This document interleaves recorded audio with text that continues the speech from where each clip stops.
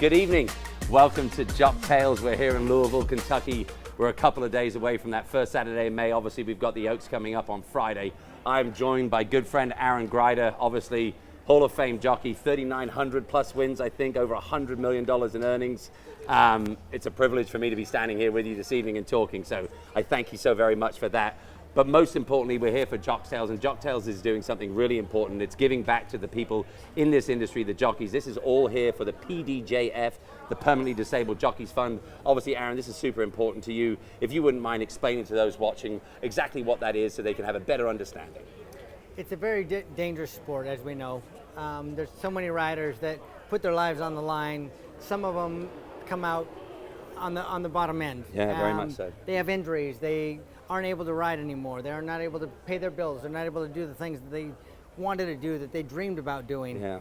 We need to support them, and we continue to do that through the PDJF. Yep. To make sure that we can supply them with provide them with the income to continue on. And they come out here and support us every year to the Kentucky Derbies, to every big race.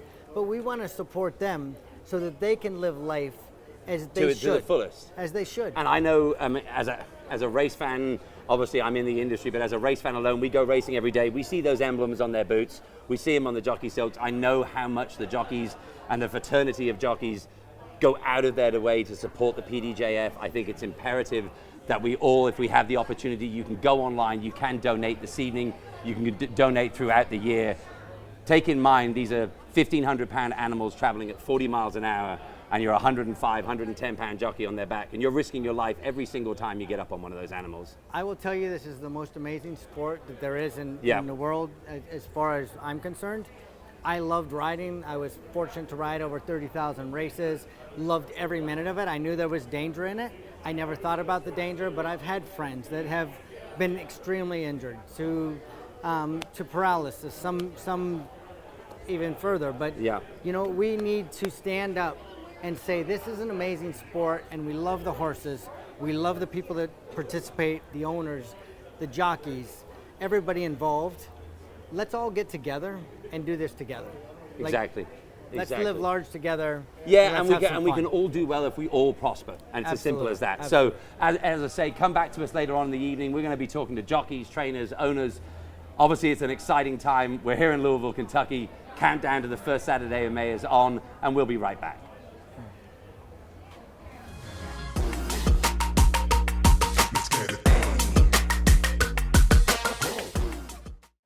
Welcome back once again, guys. Now we are joined by Derby-winning jockey Joel Rosario. Joel, thank you so much for joining us. I know you're not riding in the Oaks this year. Yeah. First and foremost, we're highlighting PDJF this evening. It's imperative the work they do. Tonight, if you go to pdjf.org, there is a donate button. Get on there, donate. Make sure we take care of our human athletes as well as our equine athletes. But Joel, let's get back to the Derby. We're 3 days away from the first Saturday in May, the Run for the Roses, the 150th edition of the Derby. You're riding Track Phantom. You've drawn position 12.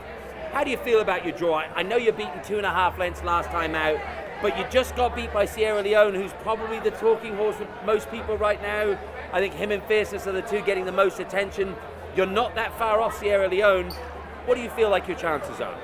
Yeah. Thank you for the interview. So I think, you know, he has a good chance, and you know, I like the draw. There could be, you know, no way outside or inside. So I think it's a good spot, and you know, so see how the horse come, and you know, on Saturday. But you know, he's a really good horse, and I mean, it's the Derby, so it's 20 horse field. So now historically, he's a horse that wants to be on the lead. Is that something? I have this fear that there's going to be this supercharge for the front right now. Fierceness is obviously going to try and get up there, and Johnny V's going to try and get him into his stride and let him find his way around. Do you feel like you have to be on the lead, or do you feel like Track Phantom's a horse that you can settle as well if you have to? Yeah, I mean, I think he can do whatever you want. I think he can saddle if you want, and he can go if you wanted to. So we just see, we saw the pain, you know, how the races, you know, set it up going in that first 3 long to get into the first turn, and then that rhythm, and then see what backside. happens. Yeah. So now a question for those that don't know: you've won the Derby, you've won some of the best races in this country, if not most of them. Do you still get nervous?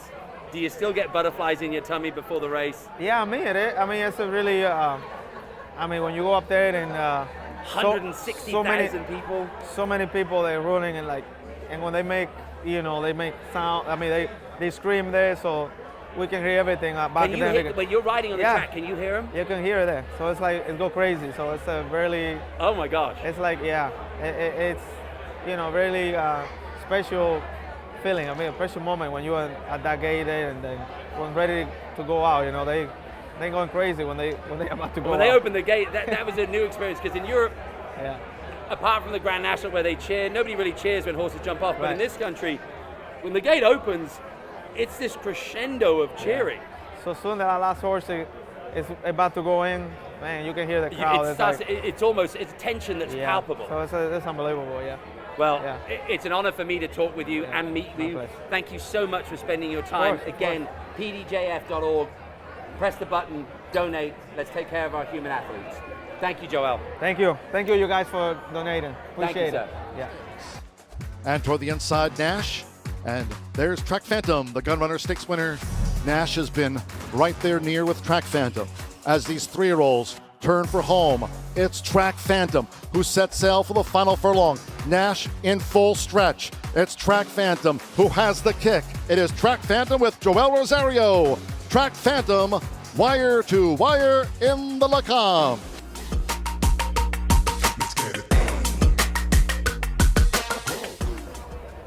Hi, welcome back. I'm joined by Luis Saez. Thank you so much for joining us. What a privilege it is for me to meet you. Obviously, originally from Panamania, 2,700 wins, Breeders' Cup Juvenile winner with Essential Quality. Yeah. You come back and win the Belmont Stakes. I was there. It was incredible. Obviously, I know you're a very busy man, and we appreciate you taking the time here. You're supporting the PDJF. First of all, I just wanted to touch on Fiona's Magic. You're riding in the Oaks on Friday.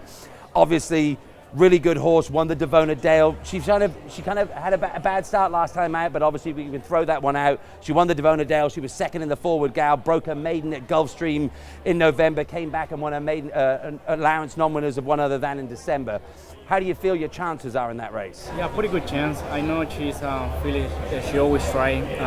We know the race pretty tough, but we have a lot of confidence with her, and we try to do all the best. And drawn 7, you're happy with the draw? Yeah, definitely. That's my favorite number. Oh, listen, awesome, no problem. And then obviously we jump forward to the first Saturday in May. Dornoch, obviously bad run in the Bluegrass. We can throw that one out. Obviously before that, he wins the Fountain of Youth running a 90 buyer. He won the Remsen before that. Drawn 1, you've got Sierra Leone on your outside. You two, there was a heck of a battle between Dornoch, Sierra Leone, and actually another horse that I bred, actually, drum roll please, that finished third together. I think we throw out the Bluegrass. How do we feel going into the Derby? Yeah, we feel pretty good, pretty confident too. Dornoch is a horse that he likes to be in the engine. We know we drew the number 1, but the plan is try to break running from there and pick a good spot. And last year it worked out pretty good. His full brother Mage won the Derby last year, so we're bringing some pretty good form into the race. Luis Saez, thank you for joining us. We really appreciate it. You have a blessed evening, sir. Thank you so much. Thank you now. Thanks a lot.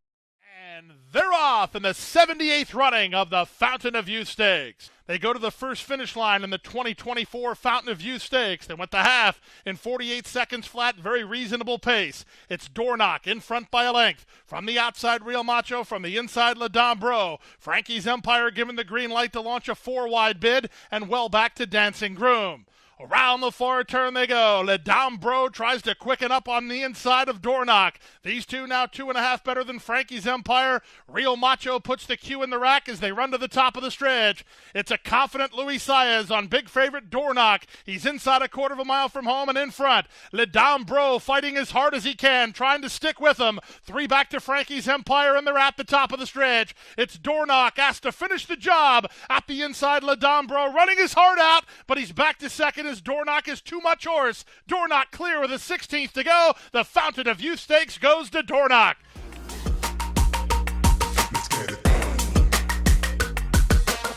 Hi, welcome back. We're joined now by Junior Alvarado. Junior, I mean, you're on a rampage. You win back-to-back Breeders' Cup races with Cody's Wish last year, the year before. You win the Breeders' Cup Juvenile on Just FYI. Barely a month or so ago, you win the biggest race in the world, $20 million. Senor Boscado wins the Saudi World Cup, and now we're here 2 days before the Run for the Lilies. You're riding Just FYI, my personal pick for the Oaks. You've got to be excited. You're drawn 13. I thought she ran a phenomenal race in the Ashland. I was there on that day. Slowly run race. She's a big filly. She looks like she takes a bit of time to get into her stride. I thought I personally took a lot away from that race.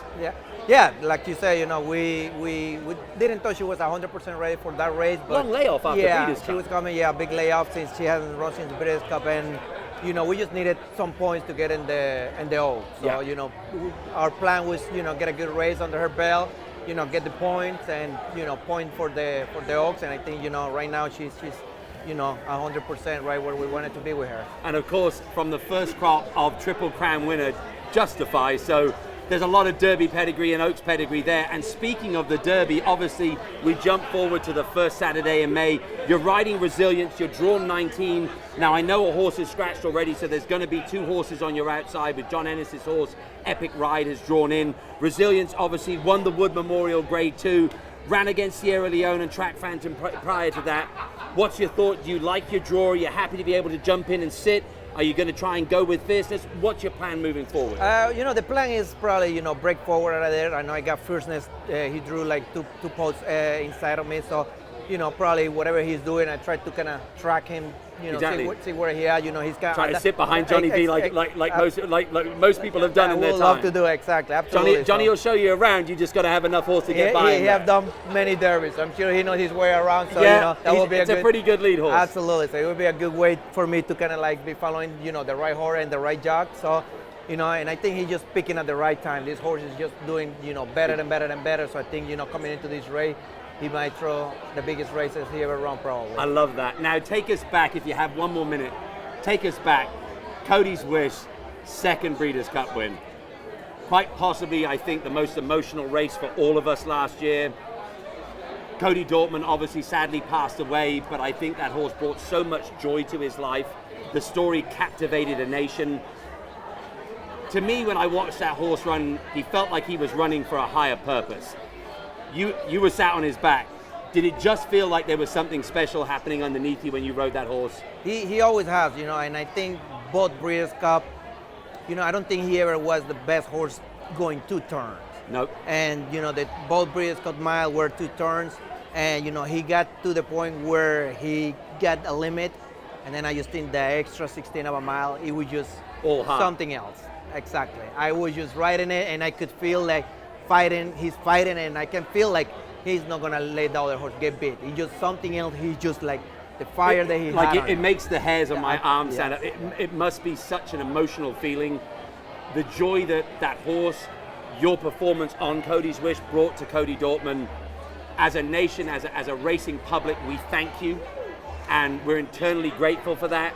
And we wish you the very best of luck on both Friday and Saturday. Again, Junior Alvarado, just FYI in the Oaks. That's my pick. Let's go racing. Thank you. All set for the Wood Memorial, presented by Resorts World Casino. And they're off, and Uncle Heavy off a step slow. Here comes Resilience moving in closer. Deterministic will need somewhere to go.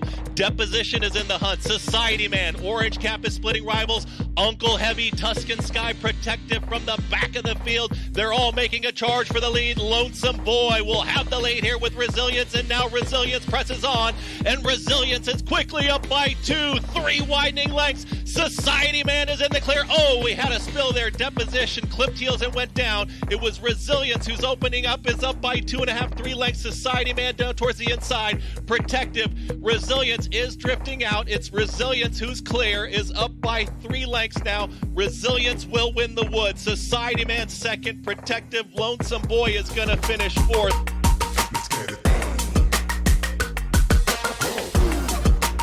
Hi, welcome. I don't know who this is more of a privilege for. I don't know if it's for the people watching or if it's for me personally. I'm joined by the incomparable, the overly impressive, the absolute superstar of our sport, Frankie Dettori.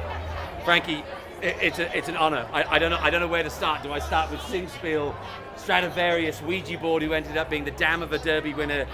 When I was a little kid, Lock Song, because she was so strong going down to the start. They used to play the song Poetry in Motion. Do you talk about Enable? But right now we're here. We're two or 3 days away from the first Saturday in May. We're riding Society Man in the Derby. I don't even know if you still get excited, or how do you feel preparing for a big race. I know it has to be different for you. You've won so many races in so many countries all over the world. Is there a different feeling for you? Well, I was cool as a cucumber until this morning when I, by the way, I arrived really late yesterday, about 12:30, 1 o'clock in the morning. So I was up at 6. I went to meet and greet my horse. Okay. Society man and the trainer and the owners, and then all of a sudden, wow, boom, it hit me. Like the Derby fever, the media, the radio, the excitement, you know, the whole about the place, and yeah, I've turned to from being a nice person to a very difficult person. Now I've got anxiety, I'm nervous, I'm excited. Well, all you need is a therapist. I'm restless. You're completely committed to the American experience. Yeah, you know, it's only Wednesday. I'm already thinking about Saturday. So yeah, it catches you. It catches your emotions, and I'm living that moment. I came here in 2000. Yep. The only time I was here was a bit of a blur. Don't remember too much about it. Gotcha. I'm 53 years old now. I haven't got that many years left, or a year left or whatever, I don't know. So to have a ride in possibly the most famous race in the world. And the 150th running of that race as well. Yeah, it's like, I'm already feel like I'm a winner. I think the world would agree with that. And then, listen, I will roll the dice and will do my best, and it will be what it is, it will be what it will be, and the result, I can't control that, but I will make sure I'm going to enjoy every minute of it. And I think for all of us as racing fans across the world, we got to watch the parade that was the end of your riding career in Europe last year. Every time I thought it couldn't get better, it just kept getting better. Yeah, as a crazy. fan and somebody who loves the sport, it was everything to me. To watch you win on King of Steel on that last day, on Champions Day, was just, it was awe-inspiring for all of us, I think, in the industry. It certainly was for me. I grew up in Newmarket. I grew up watching you as a kid. You know my older brothers. You've meant so much to this sport and to all of the people. I think the nicest and the best way we can say it to you is thank you. Thank you for what you've done for our sport. Thank you. You pulled us forward into a spotlight. We needed.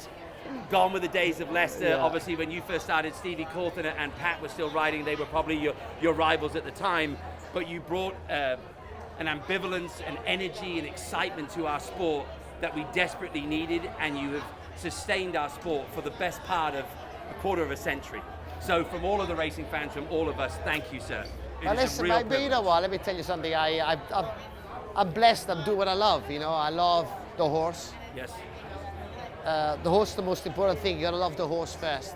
Yeah. Then technique, racing, strategy. Then you learn with time. But we all come into this sport because we love the horse.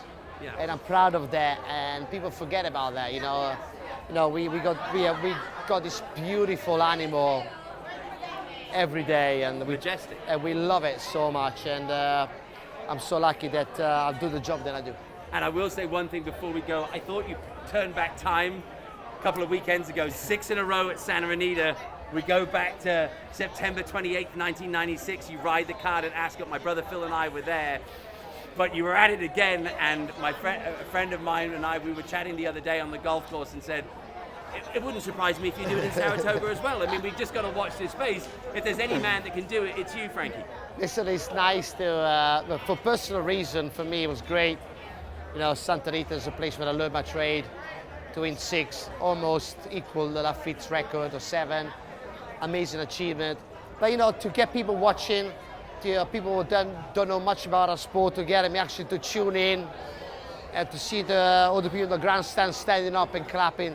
It gives me great pleasure that when something like that happens, that you know, it will gives awareness to other people that don't know too much about racing, about my sport, because you know, it's so beautiful, and I'm great those kind of days happen. It doesn't happen all the time, but it's happened twice in my life, so it's great. It's great for the sport. Absolutely. Frankie Dettori, thank you. Pleasure. Frankie Dettori, ladies and gentlemen.